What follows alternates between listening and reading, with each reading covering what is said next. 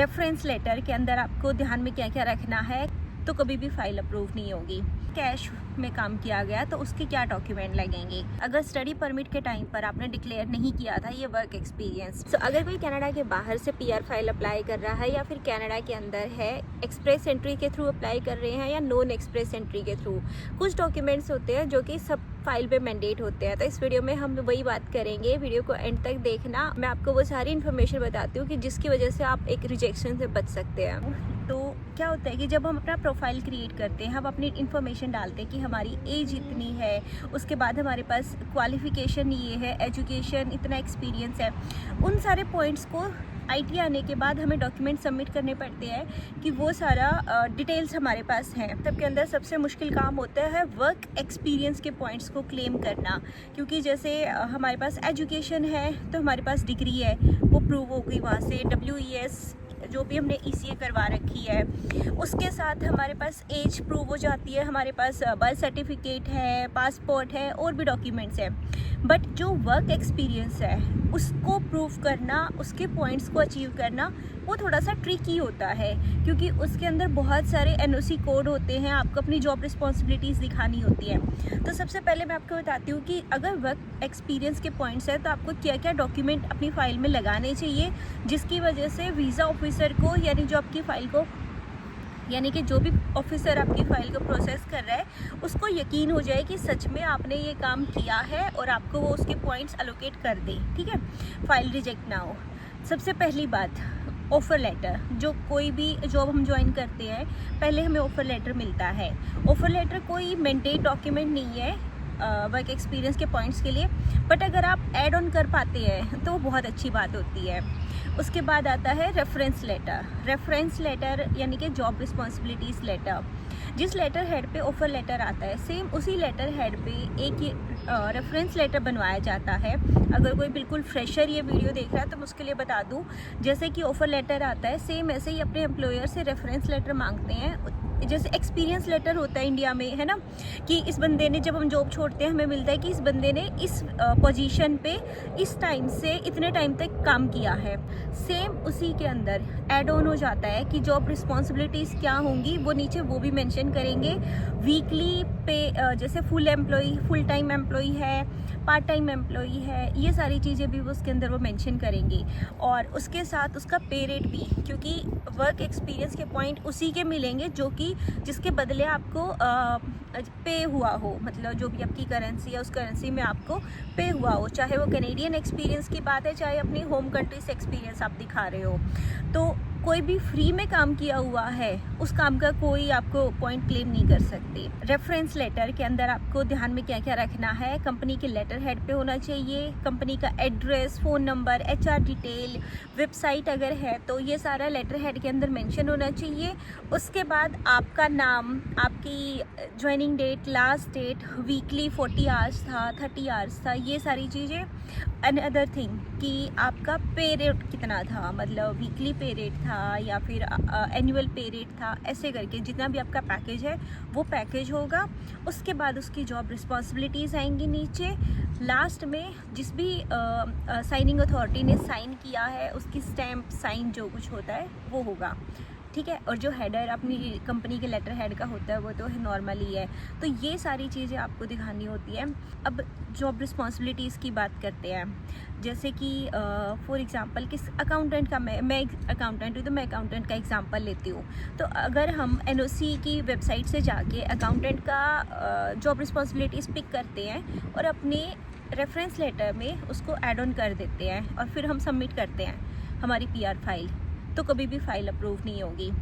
एक तरफ से तो ये है कि देखो, अरे हमने तो सारी NOCs मैच कर दी, सेम ऐसे ही कि ऐसे, हमारा तो अप्रूवल आना चाहिए, नहीं होगा। क्योंकि वीज़ा ऑफिसर ये देखता है कि हर कोई जब काम करता है ना, तो जो उनकी वेबसाइट पे लिखा हुआ है लैंग्वेज, वो सेम वर्ड्स में थोड़े ना काम करते हैं। हर कंपनी का अलग तरीका होता है काम करने का, तो वो ये चाहते हैं रिस्पॉन्सिबिलिटीज़ वही हो बट अपने लैंग्वेज में लिखा हुआ हो। फॉर एग्जाम्पल मैं आपको दिखाती हूँ, ये मेरा हाथ है, ठीक है, ये इनके वहाँ पर लिखा हुआ है NOC पर, जबकि आपको अपनी लैंग्वेज में क्या लिखवाना है, ये रितु का हाथ है, रितु मैं हूँ इसलिए ये मेरा हाथ है मतलब बात को घुमा फिरा के, जैसे कि हम आईएल्स में करते हैं। आईएल्स की भी यही ट्रिक होती है कि सीधी सीधी बात का जवाब नहीं देना, बात को घुमा फिरा के जवाब देना है। ये कनाडा के वीज़ा ऑफिसर सुनना चाहते हैं। तो आपको अपनी जॉब रिस्पॉन्सिबिलिटीज़ भी इसी तरीके से एम्प्लॉयर से मेंशन करवानी है कि उसके अंदर जो कीवर्ड्स हैं वो कीवर्ड्स वही रहे। जैसे मेरा, हाथ, ये 2 कीवर्ड हैं। सेम यही कीवर्ड मैंने अपनी लाइन में भी रखे हैं। अपने रेफरेंस लेटर में भी आप ऐसे ही कीवर्ड सेम रखो। उनकी वेबसाइट से चैट जीपीटी का यूज़ कर सकते हैं। आप उसको बोलो कि मुझे पैराफ्रेज करके दो ये रिस्पॉन्सिबिलिटीज़, और उसके साथ फिर उनको कॉपी करके एक और कोई वेबसाइट है होती है, उन पे जाके आप गूगल से मिल जाएंगी। आप उन वेबसाइट पे जाके लिखो कि मुझे पैराफ्रेज करके दो या गूगल को बोल दो, तो फिर आप उनको अपने रेफरेंस लेटर में डलवाओ। एम्प्लॉयर देखो, इंडिया में तो इतना कोई फैमिलियर होते नहीं इस फॉर्मेट से कि भाई एम्प्लॉई को ऐसे लिख के देना हो। बहुत सारे एचआर मना भी कर देते हैं कि हम नहीं देंगे ऐसे। तो उस केस में क्या होता है कि आप एचआर की वो वाली ईमेल जहाँ पे वो मना कर रहे हैं, सेम उसके साथ एक ईमेल अपने किसी कॉलीग को, मैनेजर को, उसको भेज सकते हैं। और उस ईमेल का प्रिंट आउट कि भाई ये मेरी जॉब रिस्पॉन्सिबिलिटीज़ हैं, आप प्लीज़ कंफर्म कर दो। बीइंग माई सुपरवाइजर, आप प्लीज़ कंफर्म कर दो, ठीक है। अब उस ईमेल का प्रिंट आउट मतलब पीडीएफ, और जो एचआर ने मना किया, ये वाली चीज़ें आप लगा सकते हैं अगर आपके एम्प्लॉयर ने मना किया है कि वो रेफरेंस लेटर नहीं देंगे। तो ये तो सारी कहानी थी रेफरेंस लेटर की। आई थिंक इसके बाद कोई डाउट नहीं बचेगा कि इसमें क्या क्या एड ऑन होना चाहिए, क्या क्या डिटेल आनी चाहिए। उसके साथ 3 मंथ्स की पे स्लिप, अगर हो सकता है तो पे स्लिप ऐसे रखो जैसे 4 रख लिया। एक जब आपने जॉब स्टार्ट की, एक आपने इन बिटवीन टाइम की, एक जब आपका वहाँ पे लास्ट डे था, ऐसे करके, ताकि आपका वर्क एक्सपीरियंस प्रूफ हो जाए कि आपने इतने ड्यूरेशन पे वहाँ पे काम किया है और वो सारी चीज़ें सच हैं। उसके साथ जॉब रिस्पॉन्सिबिलिटीज़ लेटर, सेकंड हमारा पे स्लिप, थर्ड हमारा टैक्स। इंडिया का वर्क एक्सपीरियंस है तो आईटीआर और फॉर्म 16। कैनेडियन एक्सपीरियंस है तो उसके लिए आपको T4 चाहिए। ये सारे डॉक्यूमेंट्स मैंडेट होते हैं। इन सब के बाद ही वर्क एक्सपीरियंस के पॉइंट्स मिल सकते हैं। आपकी फ़ाइल में अटैच होने ही चाहिए हर एक्सपीरियंस को लेके। फॉर एग्जांपल, मैंने 4 कंपनी में अगर काम किया है तो मुझे चारों कंपनी के reference letter, offer letter, relieving letter, salary slip और आईटीआर, ये सारे डॉक्यूमेंट लगेंगे हर एम्प्लॉयर का, ठीक है। उसके बाद अगर जैसे आपके पास आईडी कार्ड होता है, आप वो आईडी कार्ड लगा सकते हैं अपनी फ़ाइल को स्ट्रॉन्ग बनाने के लिए। और उसके साथ कुछ छोटी कंपनी में अगर काम किया है तो एम्प्लॉयमेंट रजिस्टर अगर आपने मेंटेन किया है तो आप वो एम्प्लॉयमेंट रजिस्टर भी लगा सकते हैं। कुछ कंपनीज़ में अटेंडेंस के लिए ना ऐसे ओमेगा और ये सारे प्लेटफॉर्म होते हैं। अगर आपके पास भी वो वाला प्लेटफॉर्म है तो आप वहाँ के स्क्रीनशॉट भी लगा सकते हैं जिसमें आपकी अटेंडेंस प्रूफ हो जाए कि आपने इतने टाइम से इतने टाइम तक वहाँ पर काम किया है। इन सब के बाद आता है कैश में काम किया गया तो उसके क्या डॉक्यूमेंट लगेंगे। उसके अंदर आपको अपने एम्प्लॉयर से लिखवाना पड़ेगा रेफरेंस लेटर के अंदर ही, जहाँ पे जॉब रिस्पॉन्सिबिलिटी मेंशन करेंगे। उनका काम कैश में पे किया जाता था। इनके पास सैलरी स्लिप नहीं है, और कुछ सैलरी स्लिप के ना वाउचर बनते हैं जो आप अपनी कोर्ट से स्टैंप करवा सकते हैं। तो आप अपने जाके वो एफिडेविट बनवाओ कि इसको कैश में सैलरी मिलती थी। फिर आप अपना आईटीआर फाइल करो, फॉर्म 16 और आईटीआर ये दोनों आप अटैच कर सकते हो, तो वो वाला वर्क एक्सपीरियंस भी काउंट हो जाता है। इसी से रिलेटेड एक पॉइंट होता है कि आज के टाइम पर बहुत सारी फाइल रिजेक्ट हो रही हैं वर्क एक्सपीरियंस फॉरेन वाले को लेकर, क्योंकि लोग क्या करते हैं, स्टडी वीज़ा पर आए, उस टाइम पर फॉर एग्जांपल किसी ने काम कर रखा है या फिर गैप ले रखा था, उस टाइम पे वो काम था जो वो काम नहीं दिखाया उन्होंने, ठीक है, और यहाँ आ गए, स्टडी वीज़ा लिया। अब पीआर फाइल करते टाइम फॉरेन वर्क एक्सपीरियंस के 50 पॉइंट होते हैं जो कि बहुत ज़्यादा है। तो उस टाइम पर लोग फाइल अप्लाई करते हैं कि मैंने 1 साल उस कंपनी में काम किया था, ये मेरे सारे डॉक्यूमेंट हैं, चाहे आपका रिलीविंग लेटर है और आपका रेफरेंस लेटर, सैलरी स्लिप, जो जो डॉक्यूमेंट आपने लगाए हैं, फिर भी वो आपके एक्सेप्ट नहीं होंगे अगर स्टडी परमिट के टाइम पर आपने डिक्लेयर नहीं किया था ये वर्क एक्सपीरियंस। पहले इतना ध्यान नहीं दिया जाता था, बट आज के टाइम पर ना वीज़ा ऑफिसर बहुत चेक करते हैं कि भाई अगर इन्होंने स्टडी, क्योंकि ये तो आपको पता ही होगा कि आपकी हर एप्लीकेशन वो लोग ओपन करते हैं। जब भी आप पीआर अप्लाई करोगे ना, आपकी स्टडी परमिट की, वर्क परमिट की, जो जो डॉक्यूमेंट आपने लगाए थे वो सारी फाइल को वो एक्सेस करेंगे। चाहे आपने किसी अलग जीसी के अकाउंट से फाइल अप्लाई की है, तब भी वो पुरानी फाइल्स को एक्सेस करेंगे और चेक करेंगे क्या क्या डिटेल थी वहाँ पर, फिर उसको मैच करके इस वाली फाइल को प्रोसीड करेंगे। तो अगर कोई भी ऐसा डॉक्यूमेंट है डॉक्यूमेंट क्या है, कोई भी ऐसी डिटेल जो आपने पहले नहीं बताई थी, तो या तो इस फाइल में उसका रीज़न बताओ कि उस टाइम पर हमने ऐसा बोला था, क्यों बोला था, ये रीज़न था। पहली बात तो ऐसा कोई रीज़न होगा ही नहीं कि हर कोई अपनी फाइल में सच ही बताता है ना। अगर आपका सच में वर्क एक्सपीरियंस था और उस टाइम पर नहीं दिखाया तो अब उसके पॉइंट नहीं मिलेंगे, कहने की बात बस इतनी सी है। और अगर उस टाइम पे शो किया था तो इस टाइम पे पीआर के टाइम पर आपको फॉरेन वर्क एक्सपीरियंस के पॉइंट्स मिल सकते हैं। सबसे बड़ा रिजेक्शन का पॉइंट होता है पीसीसी, पुलिस क्लियरेंस सर्टिफिकेट। अगर आप कनाडा में है, मैं लेमन लैंग्वेज में, बहुत लोकल लैंग्वेज में आपको समझाती हूँ। अगर आप कनाडा में हैं तो आपको 2 पीसीसी चाहिए होंगी, एक इंडिया की, एक यहाँ की, ठीक है। अगर आप इंडिया से या कनाडा के बाहर से अप्लाई कर रहे हैं तो आपको सिर्फ अपनी होम कंट्री से पुलिस वेरिफिकेशन कराना है एंड दैट्स इट।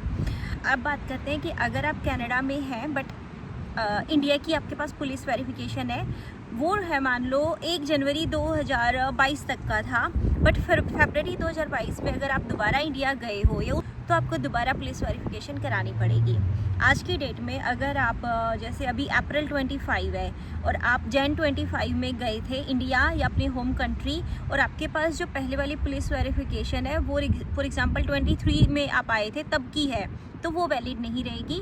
अगर आप जैन में दोबारा गए हो तो आपको दोबारा से पुलिस वेरिफिकेशन होगी, इंडिया वाली यहाँ वाली चल जाएगी। कनाडा की 6 मंथ्स के लिए एलिजिबल होती है।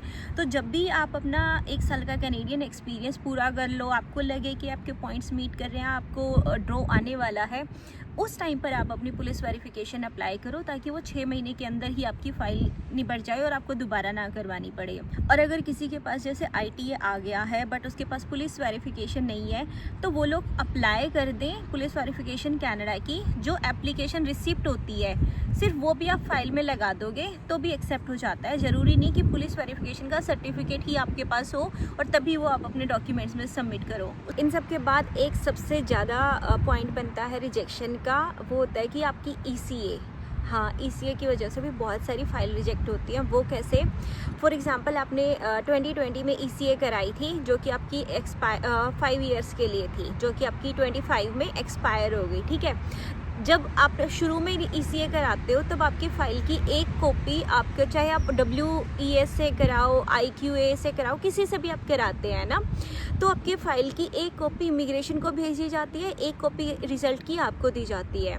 तो जब 5 साल बाद दोबारा लोग डुप्लीकेट फ़ाइल अप्लाई करते हैं, क्योंकि वो सिर्फ 5 साल के लिए वैलिड था, अब 5 साल के बाद आप दोबारा जब अप्लाई करोगे ना, डुप्लीकेट कॉपी सिर्फ आपको भेजी जाएगी। तो जब आप अप्लाई कर रहे हो आप इस चीज़ का ध्यान रखो, वहाँ पे एक टिक आता है, हर वेबसाइट के अंदर होता है, WES में भी होगा और IQS सब में, कि आपकी कॉपी इमिग्रेशन को भेजनी है कि नहीं भेजनी है। आपको वहाँ जाके टिक करना है कि आपकी कॉपी एक इमिग्रेशन के पास आनी चाहिए, डुप्लीकेट एक आपके पास आनी चाहिए।